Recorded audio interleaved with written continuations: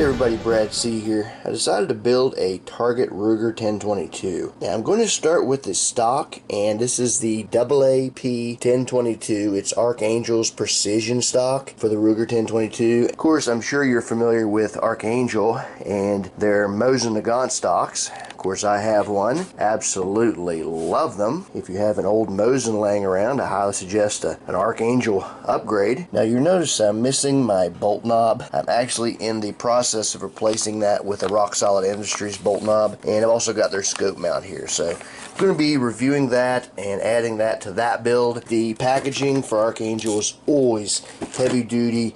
I mean, it's almost tempting to save this in case I would want to resell it, but trust me, I said the same thing when I reviewed this one, and that's been probably 5 years ago. There's no way I would sell this. Same with this. I just love the looks of these, love the feel of them, you know, love all the different controls, and most of all, I like the fact that it's a budget price stock. And let's make sure we cover that they are made in the USA. I'm going to give you a quick shot of the old faithful Ruger 1022. That's my takedown version. You know, Archangel gave us a shot of how this is going to look before and after, and then they show you some other accessories they sell. Most of this I already have. I've already got an extended bolt release, my rail, sling swivels. Now I will be picking up at least a couple of these 25 round mags. Love the aesthetic look of how this looks with this stock, so that's going to be a must, and we'll give those a test in the field and see if they're reliable and go from there. Okay, before we get to the stock, let's look at what comes with it. You have an exploded diagram of all the parts, how they go together. Then you have the installation instructions as well as some safety information. And now let's get to these little parts that come with it. Here you have an Allen wrench, Uncle Mike type swivel screws, an extended mag release, buffer bolt replacement, and then you have a screw that you're going to need for this build. And here is an accessory that you won't need unless you're not going to make yours free floating. It'll just depend. You may need to be able to put some tension on your barrel, and this will allow you to do that. Okay, let's look at the stock itself. It is absolutely beautiful. It's a work of art, to be honest. I mean, I absolutely love this stock. Now the makeup of this stock is made of a high strength carbon fiber filled polymer. So you're looking at one of the strongest yet lightest setups that you're going to be able to find that has all these features. It comes in weighing at 2.5 pounds. Now if you're not familiar with carbon fiber, it's basically stronger than steel and light as a feather. So when you start infusing that into polymer, good things are going to happen. You have a soft recoil pad back here which is fully adjustable, and you also have an adjustable cheek riser. I've raised this up, but you can actually go quite a bit higher, and these controls are really firm. I mean, you're going to have to really click those to get them to move. It's not something you're going to move while bumping the stock. You have an ambidextrous gooseneck that fits perfectly in the hands. Now inside the stock, it's going to come with this insert that will be removed. I'm not going to remove that until I get my barrel and my receiver and everything going to be used for this build. This is in there to make this completely precise. This is going to be a very tight fitting stock,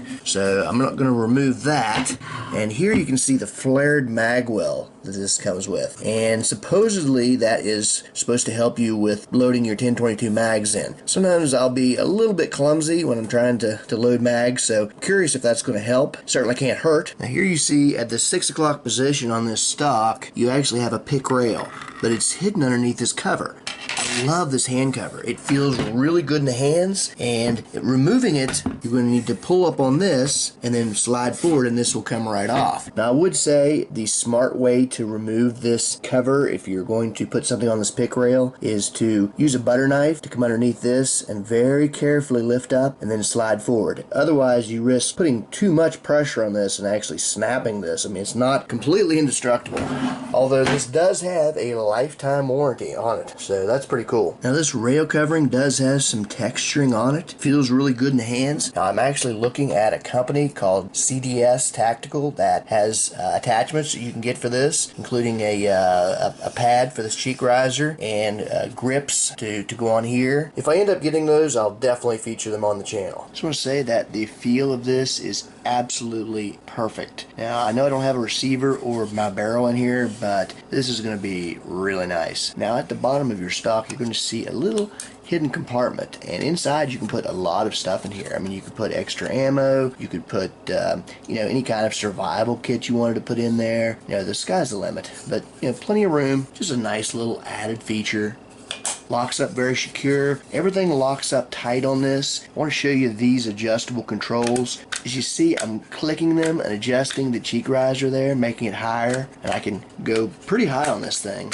But just remember, this is not something that's going to accidentally change. I mean, this takes pretty good little force there. I mean, I'm really squeezing down on those to move them, and that's what you want. You don't want this to be easy to accidentally get out of alignment. And the same with the rear recoil pad adjustment. It is not going to be easy to move, but it does click right into place, solid and secure. Now stay tuned to the channel. I haven't figured out exactly what receiver I'm going to use in this. Haven't figured out what barrel I'm going to use. I definitely want a fluted threaded barrel, and I would prefer it to be stainless. And I'm looking at my accessories, such as, you know, trigger, billeted triggers, and scope rings and whatnot, to be in a fire red color. And I may make the barrel fire red, but I also may go with a stainless barrel and then go with you know, stainless scope rings and everything else red. You know, normally I definitely go with the FDE. If you've watched the channel, you know I am an FDE fanatic. I love that color, and I was so tempted to get the FDE, but I just wanted to make this build a little bit different. I wanted to go with some red accessories, make it kind of a fire red on a black, and just see how that looked. And even though I'm trying to make this look as aesthetically pleasing as I can, bottom line, what I want is a highly accurate Ruger 1022. I mean, I'll be honest, I'm not the best shot in the world. I'm not a crack shot. But I want to get my groups down and be able to nail targets at least at 50 yards. So I am constructing my own Ruger 1022, and this is the stock I chose for precision shooting. Now, there are several aftermarket companies that have barrels, particularly the bull barrels that I'm looking at. So I'm just trying to see who's the best bang for the buck, who is giving the greatest accuracy, and I'll go from there. But stay tuned to the channel because I'm going to be doing a full build. This is just the start of this project. I'll put purchase links in the description where you can buy this stock, and I'll also be updating those links with any accessories that I decide to add to this build, as far as like barrels, receivers, you know, triggers, whatever I decide to add to this. I'll put links in the description. That way you can easily build your own if you want to follow what I'm doing. Make sure you like, subscribe. You can check me out at bradctv.com.